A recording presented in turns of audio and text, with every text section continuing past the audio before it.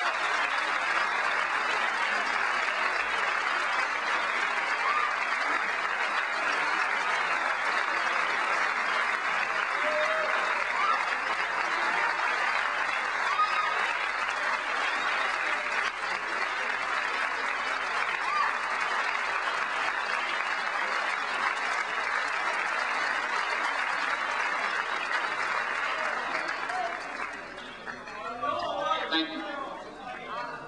you, Dr. Zaidan. Before we get on to our next and final speaker of the evening, I want to just do just a small piece of housekeeping. One person has lost a gold barrette pin, and it's teardrop shaped. So if anyone finds that, please return it to one of the ushers. Okay, the other thing is, after the final speaker, we'll be asking people to move to the Student Center to participate. Briefly tell you what he's been doing recently. He has been to Baghdad and to Kuwait recently on a mission to free American and French, English hostages. He's met with Saddam Hussein for 6 hours. He's also met with the Foreign Minister, Tariq Aziz. Okay. After the August 2nd invasion, he was the first person to go to Kuwait and get out American hostages from that occupation.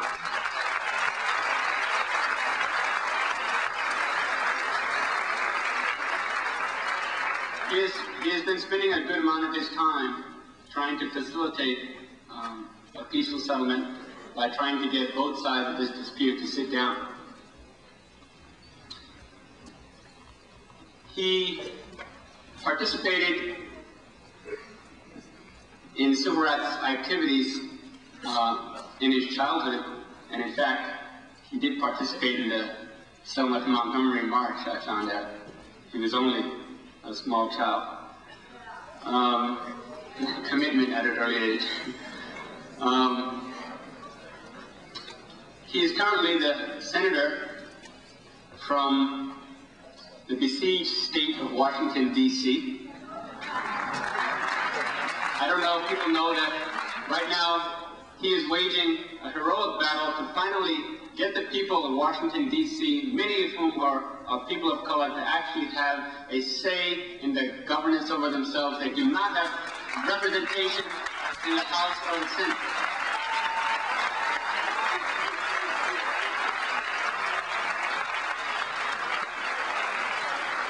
And he would hope that as many people as possible can contribute to that effort and make him become the legitimate senator. He should be representing more people than senators in 5 different states. So let's hope that Jesse Jackson is the next senator of Washington, D.C.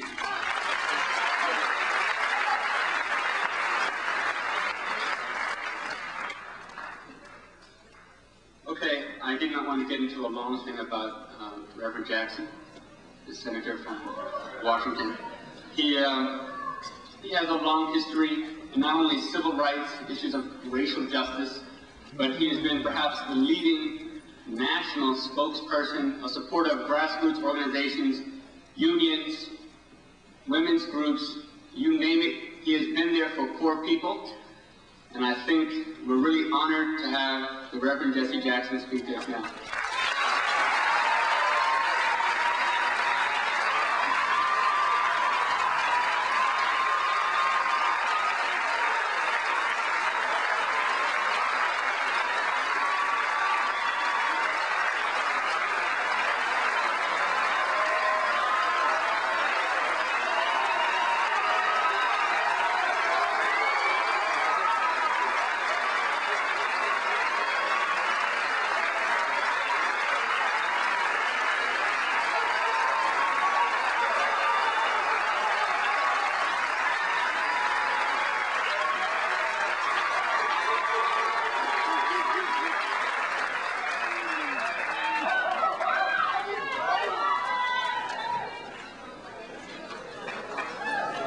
Let me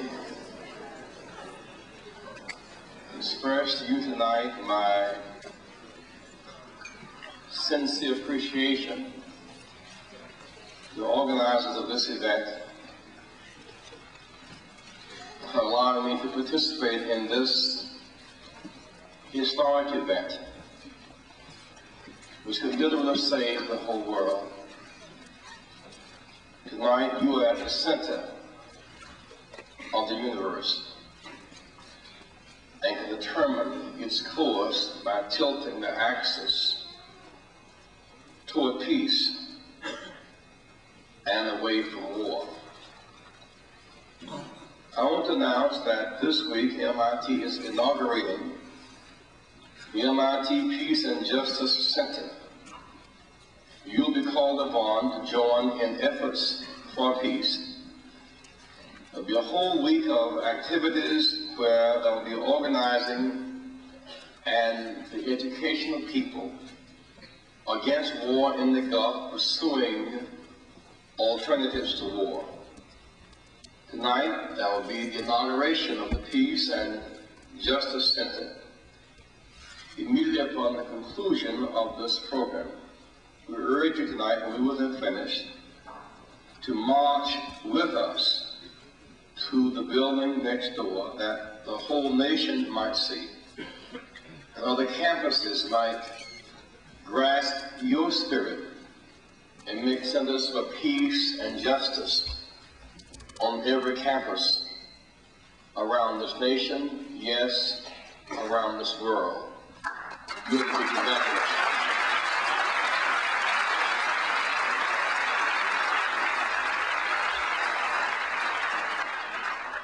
Those of you who are in here tonight, and to thousands of others who are connected around this campus, your concern and your sense of desperation is a contagious spirit that must grip our nation and our world. I must congratulate Senators Kennedy and Kerry for their vote on this past night.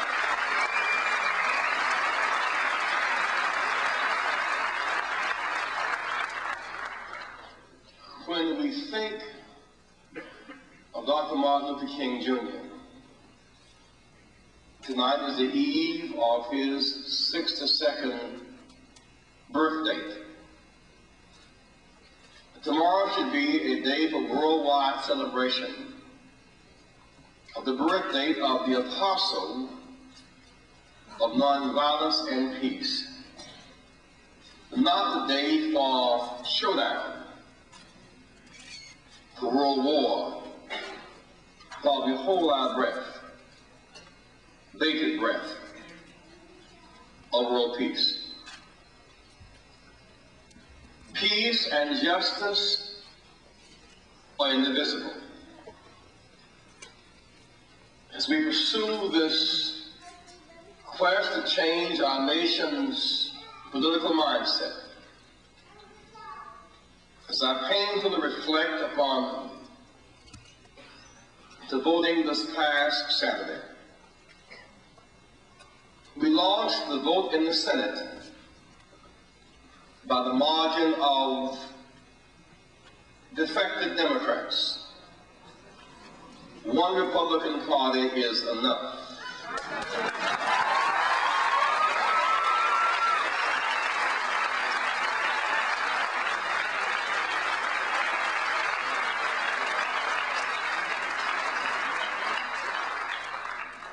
Sanctions are working.